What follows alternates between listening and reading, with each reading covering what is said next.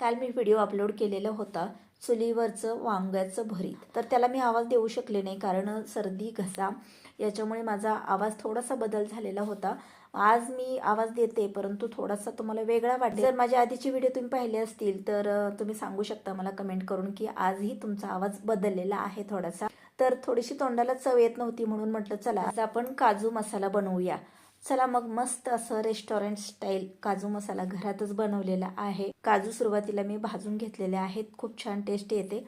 कांदा, लसूण, आलं, हिरवी मिरची आणि टोमॅटो हे तव्यामध्ये भाजून घेऊन 10 ते 15 काजू घालून पेस्ट करून घेतली. पॅनमध्ये तेलात तमालपत्र, दालचिनी, मसाला, वेलची घालून वाटलेलं मसाला, काजू मसाला, किचन किंग मसाला, धने जिरे पूड हे घातलं आणि छान असं परतून घेतलं. थोडंसं पाणी घातलं. हिरवा वाटाणा तर घातलेलाच होता, वरून कसुरी मेथी घातली, चीज घातलं. खूप छान असा हा काजू मसाला झाला. आवडला तर चॅनलला सबस्क्राईब करा.